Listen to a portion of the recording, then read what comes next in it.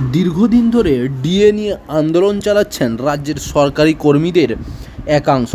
গত ৮ বছর ধরে বকেয়া ডিএ আদায়ের দাবিতে আইনি লড়াই চলছে। হাইকোর্ট পেরিয়ে বর্তমান সুপ্রিম কোর্টে গিয়েছে মামলা। উচ্চ আদালতে বিরাট জয় পাওয়ার পরেও সরকারি কর্মীদের ডিএ মামলা চলছে সুপ্রিম কোর্টে, আর সর্বোচ্চ আদালতে বারংবার পিছিয়ে যাচ্ছে শুনানি। বহুবার ধরে এই একই জিনিস হয়ে চলেছে। শেষবার এই মামলার শুনানির কথা ছিল গত 18ই মার্চ, তবে সেবারেও সময়ের অভাবে মামলা ওঠেনি সুপ্রিম কোর্টে। আর এভাবে বারবার মামলা পিছিয়ে পড়ায় যথেষ্টই হতাশা হয়ে পড়েছেন রাজ্য সরকারি কর্মীরা। এরই মাঝে ডিএ মামলা করা কনফেডারেশন অফ স্টেট গভর্নমেন্ট এমপ্লয়িজের সাধারণ সম্পাদক মলয় মুখোপাধ্যায় একটি ভিডিও বার্তায় কিছু জিনিস স্পষ্ট করলেন। ভিডিও বার্তায় মলয়বাবু বলেন, অনেকেই আমাদের সাথে ডিএ মামলার শুনানির দিনক্ষণ জানতে চেয়ে যোগাযোগ করেছেন। অনেককে জবাব দিচ্ছি, তবে অনেক ক্ষেত্রে ব্যস্ত থাকলে বা অনেক সময় নজরে না পড়লে জবাব দেওয়া সম্ভব হচ্ছে না।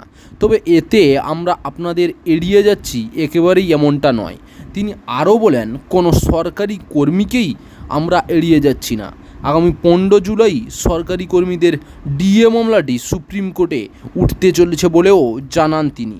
প্রসঙ্গত, গরমের ছুটির পর কোর্ট খুললে 15 জুলাই বকেয়া ডিএ মামলার শুনানি হতে পারে। সেই তারিখেই মামলাটি সুপ্রিম কোর্টের তালিকাভুক্ত রয়েছে। বাংলার ডিএ মামলাটি শুনানি হওয়ার কথা বিচারপতি হৃষিকেশ রায় এবং বিচারপতি প্রশান্ত কুমার মিশ্রের বেঞ্চে। প্রসঙ্গত, বহু বছর ধরে ডিএ মামলা চলছে হাইকোর্টে। গত 2022 সালের 20 মে কলকাতা হাইকোর্ট নির্দেশ দেয় আগামী 3 মাসের মধ্যে রাজ্য সরকারি কর্মচারীদের বকেয়া ডিএ মিটিয়ে দিতে হবে। সেই রায় চ্যালেঞ্জ করে রাজ্য রিভিউ পিটিশন দাখিল করলে তা খারিজ হয়ে যায়।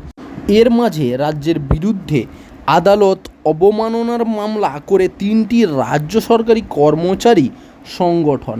সেই মামলার মাঝেই আবার সুপ্রিম কোর্টে মামলা করে রাজ্য। আপাতত সরকারি কর্মীদের ভাগ্য ঝুলছে সুপ্রিম কোর্টের রায়ের উপর। চাকরির খবর থেকে শুরু করে নিয়োগের খবর থেকে শুরু করে ঝড়ঝঞ্ঝা, দেশ বিদেশ, রাজ্য, জেলা এবং আপনার শহরের খবর একটা চ্যানেল আমাদের newsbangla.com-এ সবার আগে আপনারা পেয়ে যাবেন। তাই চ্যানেলটাকে অতি অবশ্যই সাবস্ক্রাইব করে পাশ থেকে বেল আইকনটা ক্লিক করে অল নোটিফিকেশন অন করে রাখুন। জয় হিন্দ, জয় ভারত।